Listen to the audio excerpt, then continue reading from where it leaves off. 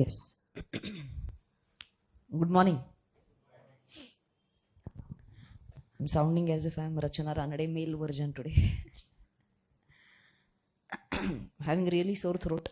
So let me see how much I can talk. If my throat starts aching a lot, we might stop. Okay. So today we'll do a little bit more of practical rather than me talking a lot. Okay. The excitement level might be a little less today in the class because of my throat is not doing pretty well. So yesterday, if you remember, I talked about indicators. Yes.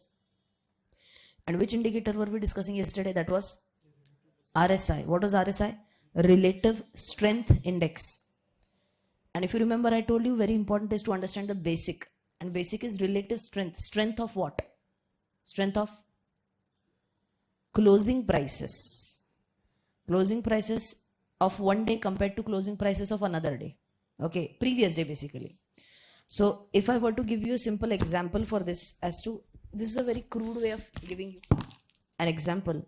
So for example, if I say this day 1, day 2, day 3, day 4, and assume it is a 4-day RSI that I am talking about.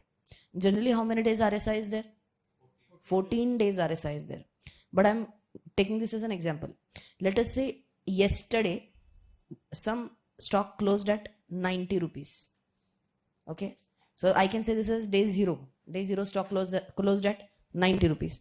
Let us say today, the stock closes at 100 rupees. Now we'll make 2 more columns. We'll make a column for gain. We'll make a column for loss. How much is gain in the first day as compared to day 0? Gain is 10. Next day, let us say close at 105. Gain is 5. Next day, assume gain is in negative at 102. So where will we write now? Loss column. And how much? So loss is no need to write again, minus. We are writing in absolute terms right now, 3. And let us say end, it closes at 110. So we are going to write down plus 8. Okay. Similarly, instead of taking 4 days average, if I take a 14 days average, which is generally done, that will be done for RSI. Okay. But if I say RSI is 4, then what do? I take a average of all these 4. So average gain versus average loss. So gain divided by number of observations, loss divided by number of observations. Correct? Gain divided by number of observations, loss divided by number of observations.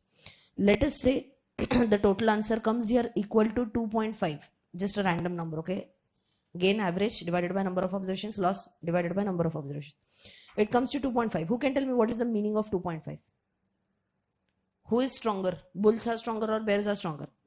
Bulls are stronger because average gain is coming more as compared to average loss. So if I say 2.5, it will be like 2.5 is to 1. We learn this in mathematics, na?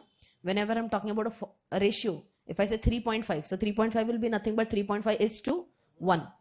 So bulls are definitely more stronger as compared to the bears. Okay. And the formula is a little bit dangerous. So if you want to just check out the formula for RSI. So it's calculated something like this. 100 minus 100 divided by 1 plus RS. Okay, do we need to calculate this? Never. It will be automatically calculated for us. And the answer for this is going to come between 2 numbers, something to something. And what is that? 0 to 100. Is this okay? But question is, what is RS? What is relative strength? And for that I told you, where relative strength is average gain over a specified period. In my example right now, what was the specified period? 4. In my example, it was 4. But in many normal routine cases, it is going to be 14 divided by what? Average loss over the same period. Okay. So I feel important point, you should write down how it is calculated first and then we'll proceed further. Have you given the heading as relative strength index? First write down it is calculated as, same slide you can copy. Have you written the formula?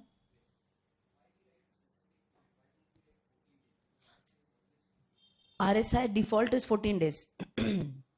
If you want to strategize your own theory for RSI, can you take 21 days? Yes. So that is why the word specified period is given. But here, there you can write down note also, one note. Generally, RSI is counted for 14 days. Standard setting will always be for 14 days.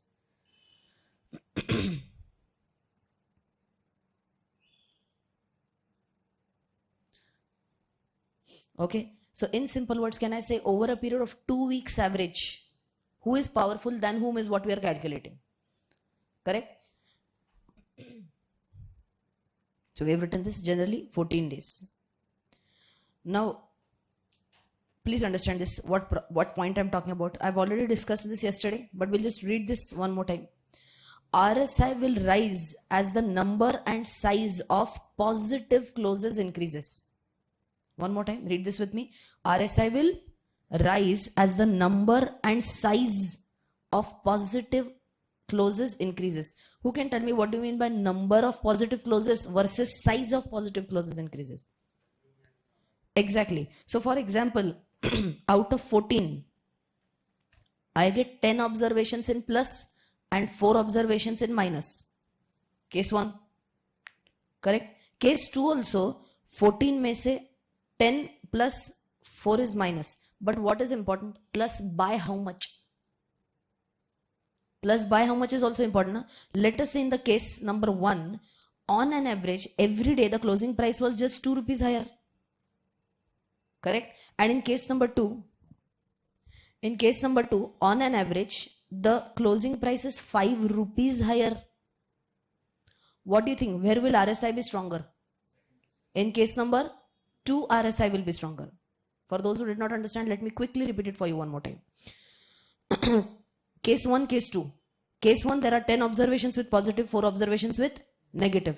Case 2 also 10 with positive, 4 with negative. But in case number 1, let us say as compared to previous day, price is moving up or down only by 2 rupees. I know this is theoretical, every day exactly 2 rupees, but just for you to understand the concept again. Every day it is either increasing by 2 or decreasing by 2. What happens in case number 2? Tell me. It either is going up or down by 5. And if you remember, I told you that it's a momentum indicator. RSI is a momentum. Momentum will also talk about strength and speed. Okay. So what do you think? Where will RSI be higher? In case 1 or in case 2? In case number 2, RSI will be higher. Is this understood by everyone? Yes. So that is why, what are we saying? If number and size, both positive closes rise, then RSI is going to increase, and it will fall as number and size of losses increase. It's very simple and straightforward, but I still feel that this is the again base behind RSI. So just this one last sentence also you will have to write it down. Yes. Increase or decrease, I'm saying as compared to previous day's price. Always. Always as compared to previous day's price. Close. Previous day's close. So if you remember in the previous slide, I was talking about something like this, 100, 102, 108. So this is day 0 closing, day 1 closing, day 2 closing. New reference number. Absolutely. Okay. So here, if you those who might get confused, if you feel you might get confused, this positive close as compared to what? Positive close as compared to what? As compared to previous day's close.